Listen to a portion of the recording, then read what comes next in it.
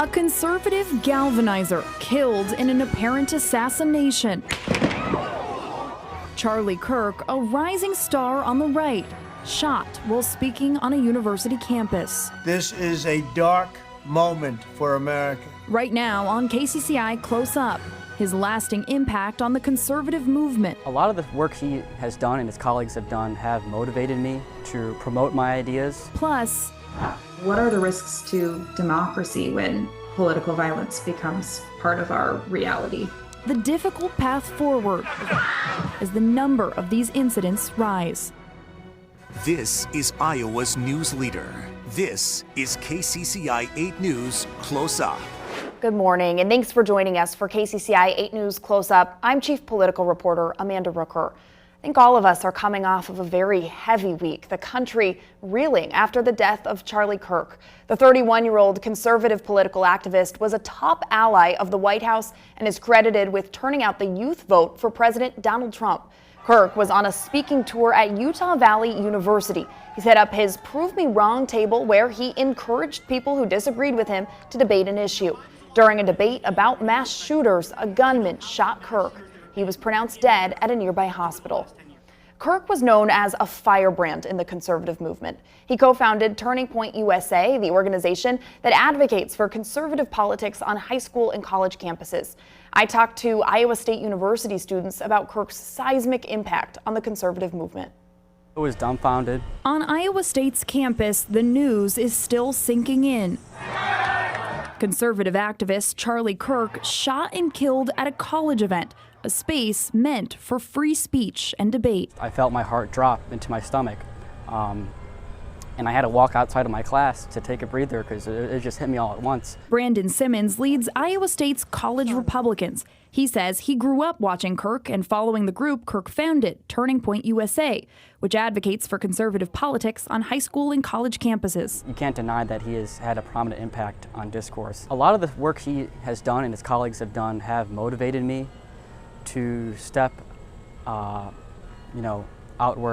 to promote my ideas. Simmons says Kirk's death raises new questions about safety for student leaders in politics. If it can happen to Charlie, it can happen to me, it can happen to any of my conservative Republican colleagues. National researchers say the killing reflects a dangerous trend of rising threats and harassment in political spaces. I think including the tragic events of yesterday, we're in a fairly dangerous inflection point. Shannon Hiller is the executive director of the Bridging Divides Institute at Princeton University. She says stopping political violence starts with condemning it. I think sometimes when people talk about turning down the temperature, they think we mean stop disagreeing on policy. And that can't possibly be true, right? We have to find ways to disagree even vehemently. Without resorting to threats, harassment, and violence. It's a message Simmons says he'll carry forward on campus. Political violence is not the answer. Political violence is a sign of a declining society, and the way to remedy that is through public discourse. University of Iowa College Democrats sent KCCI a statement. In it, they offer sympathy to the victims, reject political violence, and urge the country to unite behind legislation to end it. Drake University College Republicans held a vigil to honor Kirk on campus. The organizers say she's touched by the turnout. There's a lot of division, but there's also a lot of love out there, and I think at the end of the day, we need to find a way to get to that love, and we need to learn how to have respectful dialogues across the aisle. There is another vigil scheduled for tomorrow night at 7 o'clock. That's at the Iowa State House. That organizer says this is a nonpartisan event aimed at uniting people from all political backgrounds to condemn political violence. President Donald Trump called Kirk a, quote, giant the day after his death. Let me express the horror and grief so many Americans at the heinous assassination of Charlie Kirk have felt. Charlie was a giant of his generation, a champion of liberty, and an inspiration to millions and millions of people. The president also said he would be awarding Kirk the Presidential Medal of Freedom. The date for that ceremony has not been announced yet. Iowa political leaders on both sides of the aisle weighed in on Kirk's passing. Governor Kim Reynolds shared her condolences, writing in part, quote, "Charlie was beloved by many for standing up for conservative values." Iowa State Auditor Rob Sand, who is a Democrat also running for governor, said in part, quote, "Whether it was the assassinations in Minnesota earlier this summer or the shooting today, I'm disgusted by the escalation of political violence across our country." Auditor Sand mentioned another recent example of political violence on the rise. The numbers of these incidents are growing. I spoke to the research manager at ACLED, a group that tracks political conflicts in real time. How would you describe the current state of political violence in the United States? We've seen a rise in the past 2 years, especially, of incidents of political violence that are carried out by individuals who have highly idiosyncratic political beliefs that does not necessarily align with any sort of more mainstream political beliefs or the political agendas of any of the major political parties in the United States. And this trend is really concerning because it means that violence in many cases is being carried out for violence's sake, rather than to serve some sort of coherent political agenda, which also creates problems for tracking this kind of violence and being able to anticipate and prevent it. What stands out to you about the murder of Charlie Kirk, especially with it happening on a college campus? Certainly when it comes to the incident itself, it's very shocking to see that the shooter appeared to be on a roof quite some distance away from Kirk, and that there appears to have been some initial confusion about where the shot came from that may have allowed the suspect to escape. This isn't the first time we've seen a high-level targeted act of political violence involving an individual using a longer-range weapon on a roof. Of course, what comes to mind is the first assassination attempt against Trump last year. That's also concerning. I think for many Americans, this moment feels really heavy right now. As you mentioned, there's been a trend or multiple incidents of political violence recently, and each of those have felt really heavy. Could you just speak to, the feeling of this moment for our country? I think whenever something horrible happens, we seek first to make sense of it. And not just after this incident, but after several of the most recent incidents, the horrible shootings of the state lawmakers in Minnesota earlier this year comes to mind as one of the fresh examples. The mass shooting in Minnesota of the Catholic school last month.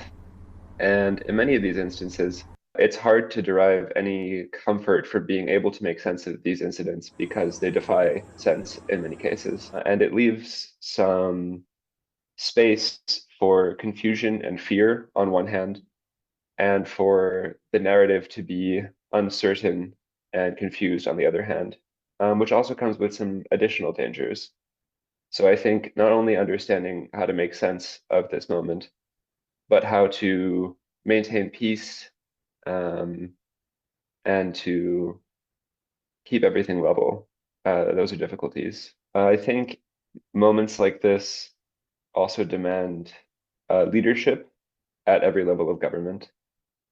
As I mentioned earlier, feelings of fear and uncertainty are moments that can lead to brewing tensions and are possibilities for escalation.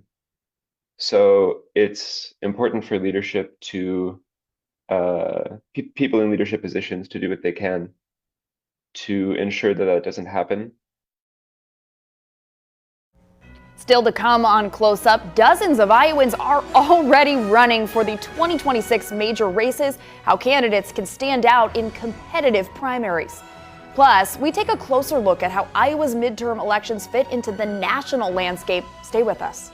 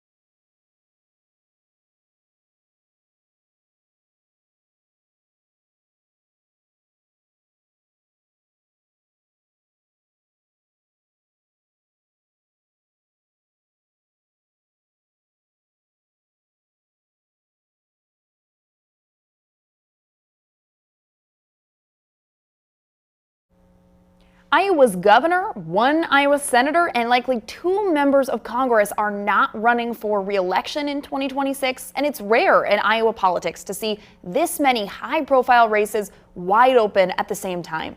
Political strategists say that's fueling the unusually large number of candidates who are already asking for your vote. Seats don't come open that often here in Iowa, as we've seen from Chuck Grassley, as we've seen from past governors. Republican strategist Eric Wolfson says dozens of candidates see Iowa's 2026 races as their ticket to Washington. He also says hot-button issues are pushing even more people into the race. Whether it's the eminent domain issue, whether it's people that feel strongly about President Trump or feel the other way about President Trump, there's a lot of strong emotions involved. But crowded primaries bring challenges like splitting the vote. In Iowa, candidates have to earn at least 35% to win. If they don't, the race gets decided at a party convention. When you have 4 or 5 candidates in a race, getting to that 35% can be really tough. One of the challenges is carving out the time to campaign and then carving out the time to really pay a lot of attention to those convention delegates. Another challenge, fundraising. With so many big races on the ballot, money could be spread thin. There's certainly going to be those annoying text messages and those urgent emails that everybody gets and drives them crazy. But I think at the end of the day, people are going to appreciate this opportunity for really competitive races around the state. Despite the hurdles, Democratic strategist Matt Paul says contested primaries can ultimately make candidates stronger. Makes their messages sharper. It helps with their fundraising skills. It helps build an organization. So I think the more the merrier in these races right now. Although there are dozens running right now, KCCI political analyst Dennis Goldford warns if candidates can't secure support, crowded fields could thin out. I would want to see at this point, we're in early September, let's see who's still in the race on New Year's Eve, because that could change. When we come back, why 2 of Iowa's U.S. House races are considered some of the most competitive in the country, and the other top contests putting Iowa in the spotlight.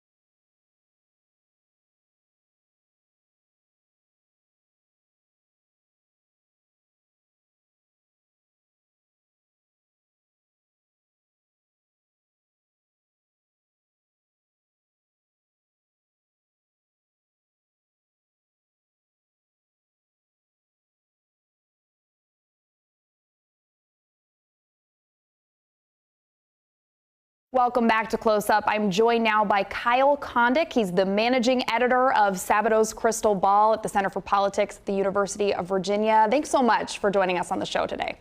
Thanks for having me. Well, you know, Sabatos Crystal Ball is a widely followed, nonpartisan newsletter that tracks all things American campaigns and elections.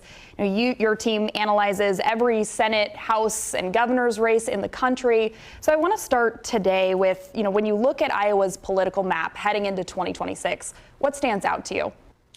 Well, look, Iowa has really moved strongly toward the Republicans, you know, in the Trump era, although I guess you could say that the 2014 election when Joni Ernst was first elected to the Senate was also kind of an indicator as to where the state may have been heading. You know, there have been certain states across the country that have changed a lot in the Trump era. Some states have gotten more Democratic. I think Virginia is one, Colorado is another, Georgia. Other states have clearly gotten more Republican. I'd put Iowa in that group, and also Ohio and some other parts of the Midwest. And so the question is, you know, Democrats actually still had a pretty good election in Iowa in 2018. They won 3 of the 4 House races. Is that something that they could replicate or at least come close to doing in 2026 if it's a Democratic wave year? You know, midterms can often break against the presidential party. Is that something that's in play in Iowa in 2026, or is the state kind of closed to Democrats now? And we've seen so much movement already. Now we know that Iowa will have both an open Senate race and an open governor's race. I think the last time that happened at the same time was 1968. You know, just from your perspective, how unusual is it to see 2 large open races like that at the same time in a state? And does it change in any way how Iowa fits into the national midterm picture? You know, for a small state that only has 4 congressional districts and 6 electoral votes, there's a lot going on in Iowa in 2026, because you could argue that at least 2 and maybe 3 of the state's 4 congressional districts could be competitive in 2026. I mean, we view the 3rd and 1st districts as toss-ups already. And maybe Iowa, too, would get more competitive now it's an open seat. Plus, you've got an open Senate race and an open governor's race, as you mentioned. I'm not going to say that it's unprecedented for this level of activity and for this number of you know, open seats at the top line level, but it does suggest you know, a lot of interesting things going on in Iowa. And so, again, even as a small state, it's kind of at the center of the political map for 2026, particularly when you take this into account. So the Republicans, I think, should feel pretty good about being able to hold their Senate majority in 2026, in part because the Democrats need to win 4 net seats to flip the Senate majority, and the Republicans are only defending 2 seats in states that Donald Trump either lost or won by less than 10 points. North Carolina, that Trump narrowly won, and Maine, which is a state that Kamala Harris won. In order for Democrats to win the Senate, they have to win probably 2, or at least 2 Senate races in states that Trump carried by 10 points or more. Iowa is potentially one of those seats, so if Iowa is really competitive next year, maybe that actually indicates the Senate majority is up for grabs in a way in which it maybe doesn't seem like it would be at this point in the calendar. And I wanted to ask you specifically about that Senate race. Now that we know that Ernst is out and, you know, Congresswoman Ashley Hinson is going to run for this seat, how does that impact how you classify how competitive Iowa's Senate race is? We still call Iowa's Senate race likely Republican. Sort of the safest rating is safe Republican, and then it goes to likely or leans or toss-up. As I mentioned, the 1st and 3rd congressional districts are toss-ups in our ratings. So we still view Republicans as pretty strong favorites to hold the Senate seat. But, you know, it is an open seat now. I think there are a lot of Republicans who seem pretty comfortable with Representative Ashley Hinson as you know, sort of the replacement candidate for Joni Ernst. But you know, you just got to watch it and see how competitive it gets. You know, the Democrats have a competitive primary of their own that they're going to have to sort out. So I wouldn't say that it's a top tier race now, but it is a sleeper heading into 2026. Is there anything specifically about Ashley Hinson and what she brings to the race? You know, it being an open seat, but also, you know, Ernst had some baggage or vulnerabilities herself. You know, a lot of people were talking about that when she was weighing whether or not she was going to run. How much does that kind of play into this race?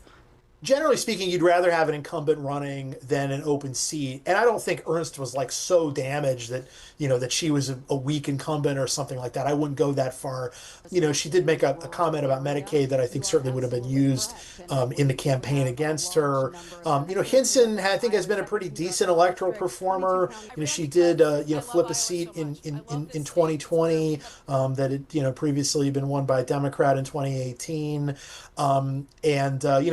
Wasn't really in particularly close races in either 2022 or 2024.